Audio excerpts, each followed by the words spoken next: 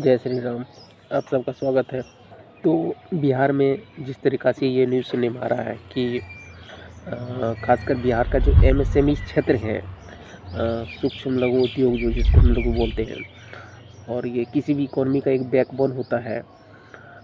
इसकी संख्या जो है अब धीरे-धीरे बढ़ती जा रही है, क्योंकि हम सब जानते हैं कि बिहार जो है कई दशकों से यहाँ पे जो एक बाधा थी इंडस्ट्रियल ग्रोथ का, उसकी कमी देखी गई और उसका सीधा असर जो है एग्रीकल्चर पे पड़ा है। और एग्रीकल्चर ही प्रधान है खासकर बिहार के लिए और भारत जैसे स्थिति को देखते हुए, क्योंकि इंडस्ट्री यहाँ नहीं था तो उसका सबसे बड़ा कारण यही था। एक तो समस्या ये थी कि जैसे बाढ़ की समस्या है, ज़मीन की समस्या है, बिजली की समस्या है, सड़क की समस्या है। तो सरकार जो है एक समय को देखते हुए इन पे काम किया। इन जो भी इंफ्रास्ट्रक्चर था, बेसिक सुविधाएं थी, उनको बढ़ाना धीरे धीरे चालू किया। और अभी जो स्थिति है बिहार की, वो 2027 का जो टारगेट था इंफ्रास्ट्रक्चर के मामले में, खासकर रोड के मामले में, उन्होंने 27 से पहले ही करके दिखा दिया। और दूसरा चीज़, बिजली की जो संभावना है वो अब धीरे धीरे बढ़ती जा रही है। और घरेलू जो कंजप्शन है बिजली का, खासकर 125 यूनिट जो है एक परिवार को मुफ्त में दी जा रही है। तो इसका एक इंडिकेशन ये भी है कि इसका मतलब जो है आपूर्ति जो है खपत से ज़्यादा होनी चाहिए, और इस हिसाब से ही बिहार सरकार इसको टारगेट लेके चल रही है। तीसरी चीज़ है बाढ़ की समस्या। बाढ़ की समस्या एक नेचुरल फेनोमेना है, इसमें मानव निर्मित भी काम किया जा सकता है। जब भी ये स्थिति आती है जून जुलाई अगस्त के समय में, सबसे खासा प्रभावित जो क्षेत्र होता है ग्रामीण इलाका, उसमें सबसे ज़्यादा निगेटिव इम्पैक्ट इसमें पड़ता है। तो इनकी समस्या जो है एक अंतर्राष्ट्रीय लेवल से भी जुड़ा हुआ है, खासकर नेपाल से, और इनको साझा करके ही इसको दूर किया जा सकता है। और फोर्थ में जो है इंडस्ट्री की जो संभावना है, उनको एक सुरक्षा का माहौल चाहिए होता है। क्योंकि बीजेपी की सरकार है तो हम ये आशा करते हैं, और अब ये समय फिर दोबारा आएगा भी नहीं बीजेपी की सरकार को, क्योंकि अब उसके पास कोई बहाना नहीं होगा इंडस्ट्री को लगाने के लिए। तो इंडस्ट्री ग्रोथ का जो है मॉडल वो बीजेपी अपना सकती है। और ये ध्यान में रखें कि कितना भी इंडस्ट्री यहाँ बड़ी बड़ी कंपनियां बन जाए, लेकिन बैकबोन तो हमेशा एग्रीकल्चर और ख़ासकर एमएससी क्षेत्र ही रहेगा। इन दो क्षेत्रों को आप इग्नोर नहीं कर सकते हैं।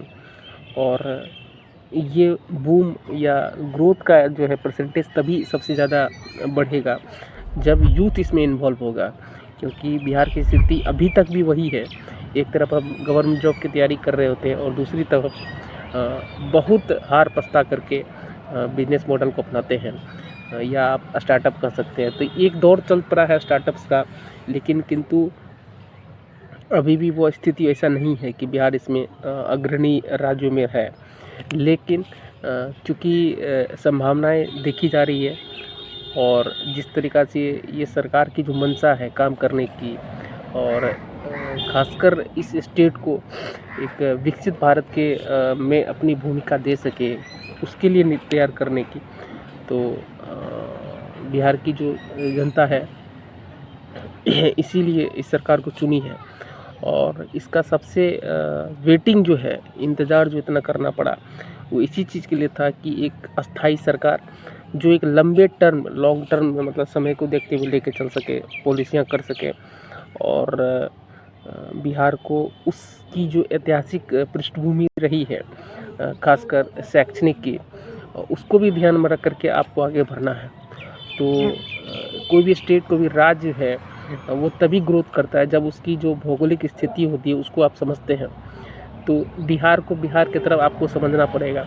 यहाँ आपको जो भी इंडस्ट्री लगानी है, जिस भी क्षेत्र में आपको काम करना है, उससे पहले आपको ये देखना पड़ेगा कि खासकर इंडस्ट्री के क्षेत्र में बिहार का कौन सा क्षेत्र जो है बोलबाला है, उसकी नेचुरल जो है टेंडेंसी क्या है, किस क्षेत्र में स्वाभाविक रूप से जो है बिहार सबसे आगे है, और किस क्षेत्र में जो है आप उसका टू कॉपी नहीं कर सकते हैं। तो इन चीज़ों को समझना बहुत ज़रूरी है। तो यहाँ जो है भारत की जो स्थिति है एग्रीकल्चर का प्रधान जिसको बोला जाता है, सेम वही चीज़ जो है बिहार में भी है। तो आपको इंडस्ट्रियल ग्रोथ जो है आपको सबसे ज़्यादा बूम दे सकती है रेवेन्यू के रूप में। इसके लिए आपको क्या करना पड़ेगा, वही है कि नया-नया स्टार्टअप्स की आपको जो है सुविधाएँ देनी पड़ेगी, लोन्स की सुविधाएँ देनी पड़ेगी, इंफ्रास्ट्रक्चर दुकान के रूप में आपको जो स्टॉल होता है छोटा-छोटा, उस तरीक़ा से आपको जो फूड पार्क होता है वो निर्माण करना पड़ेगा। फूड प्रोसेसिंग का जो यूनिट है वो आपको निरंतर जो है समय को देखते हुए आपको खोलना पड़ेगा। जैसा कि हम सब जानते हैं कि बिहार जो है मखाना का जो है एक उद्गम स्रोत है और वहीं पे जो है मखाना बोर्ड का भी निर्माण किया गया है। तो इस चीज़ को देखना, इस चीज़ को समझना सबसे बुद्धिमत्ता का काम होता है। क्योंकि जिस राज्य का सबसे ज़्यादा बेनिफिट जिस क्षेत्र से आता है उस पे ध्यान देना बहुत ज़रूरी होता है। तो बिहार को इंडस्ट्री के रूप में अगर हब बनाना है, एमएसएमई क्षेत्र में और भी आगे ले जाना है, या आप स्टार्टअप्स को एक मुहिम की तरह चलाना है, तो इसका जो प्रोडक्टिविटी है बिहार के खासकर उसको आपको समझना पड़ेगा। तभी जाकर के जो एक्सेलरेट होगा, नई चीज़ें जो है इम्प्लीमेंट तभी होती है जब लोगों को एक्सेप्ट करते हैं। तो जितने भी सारे लूप होल्स हैं सबसे पहले स्टेप बाय स्टेप आप उससे दूर करिए और तब जा कर के वो धरातल पर काम होगी। इस तरीक़ा से बिहार जो है अग्रणी राज्यों में विकसित होकर का और उभरेगा और इंडस्ट्री हब का जो सपना है वो भी पूरा होगा। जय श्री राम, जय हिंद, जय भारत।